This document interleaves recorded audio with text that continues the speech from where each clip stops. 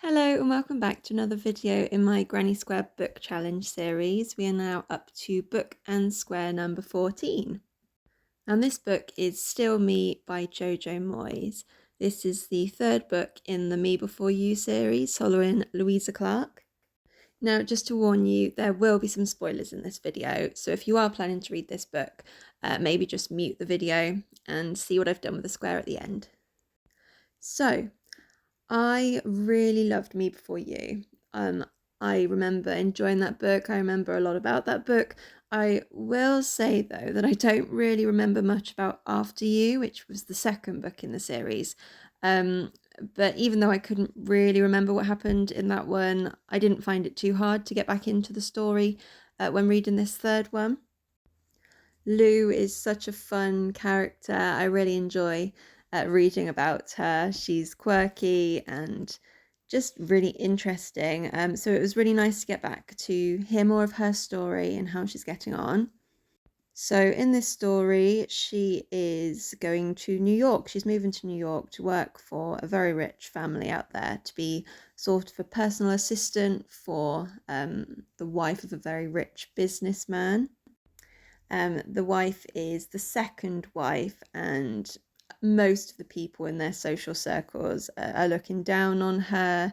She's Polish, and they just assume that she's a gold digger, basically. So she's having a really rough time, and she treats Louisa more as a friend, to have to act as a buffer between her and the other society ladies. So it's a really interesting relationship there. Now, Lou has also left behind her new boyfriend, Sam. That's the character we were introduced to in the second book. So like I said, I don't really remember much about it apart from the fact that he's a paramedic and he's building his own house, so he couldn't go with her to New York. Plus, they were very new. I think they'd only been going out for a few months. So it's a bit rocky for them doing long distance so early in their relationship. He comes over to visit her and it's just a disaster. He gets food poisoning from a food truck, which was incredibly predictable. I knew that was going to happen as soon as he was like, "Ooh, food truck." And I will say that I did find quite a lot of this book predictable.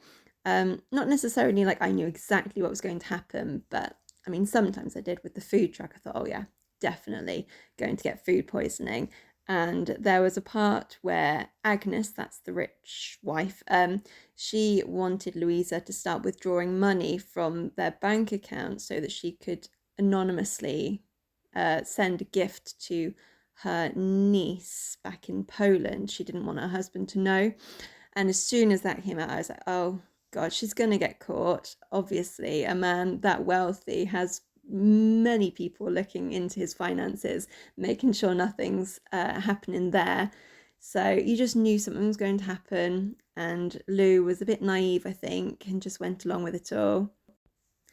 Also, as soon as they introduced Katie, that was Sam's new paramedic partner back in England, you knew something was going to happen there. I will say I didn't think they were going to have an affair, but when Louisa came back early and planned to surprise Sam, you just knew that so Katie was going to be there at Sam's house. And I assumed it would be sort of a big misunderstanding and it would all get sorted out. But no, it wasn't quite like that. So, I mean, kind of predictable, but then not necessarily in the direction you thought it was going to go. So I still really enjoyed it. It wasn't like I thought, oh yeah, this is going to happen, and then you end up not enjoying the book because you've basically guessed it all. I still had a really good time with it, and yeah, I really liked as well. So Louisa gets fired from the first job because of the money issue, and she ends up working for this old lady that lives across the hall that everyone just thinks is a cranky old lady. But Louisa sees past that, and even throughout the book, before she gets fired, she's kind of looking at her differently to everyone else and sees that she's probably just a bit lonely. And they develop a really lovely relationship as Louisa continues working for her. I thought their relationship was incredibly sweet, and I did have a little cry towards the end when Louisa was reading the letter that Mrs. DeWitt, that's the lady, that she had left when she moved in with her son. Yeah, I did cry. Now, the ending is very open-ended. Sam comes over to meet Louisa. She's not sure if he's going to be there or not, but he is there, and that's it. It ends with them meeting again. And I'm not normally a fan of open-ended endings. I like to know exactly what happens, have it all nice and closed and done.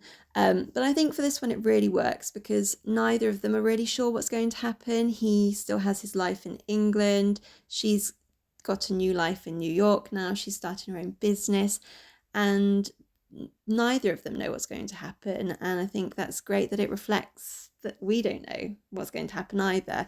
So yeah, it wasn't too bad in this instance. I didn't mind it. Overall, I did really enjoy this book. It wasn't as good as Me Before You, but I'm not sure if you can get better than the first book in a series like this. It was nice to see more of the characters and see, well, you don't see because it's a very open-ended ending, but to get a hint at what their future could be.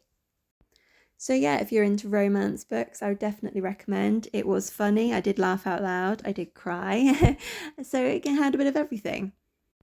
Now on to the technical side of things. At the beginning I chain 25 plus 3 as a turning chain.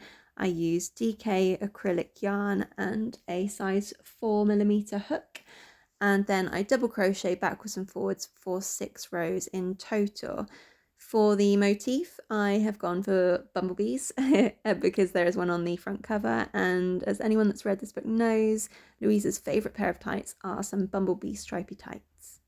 So for the motif, again it's DK acrylic yarn, but I did size down to a 3mm hook to get the stitches nice and tight. And I've done the bumblebees as crochet, and then I just sew them onto the square and add the stripes and wings using some embroidery thread. If you're enjoying this series, please consider subscribing. I'm currently reading the 4th Bridgerton book, which is Romancing Mr. Bridgerton. I'm nearly finished with that, so that will be the next video that I record. And then after that, I think I'm going to be reading the 2nd book in the Loire Valley mystery series, which is Death and Fromage, I believe. So yeah, if that sounds something you'd like to see, then please consider subscribing. And here is the finished square. I hope you like it. I love how the bumblebees turned out. They look so fluffy and cute. I'm definitely going to be making some bumblebee motifs to sew onto other things now, I think. That's it from me. I'll see you in the next video. Bye bye.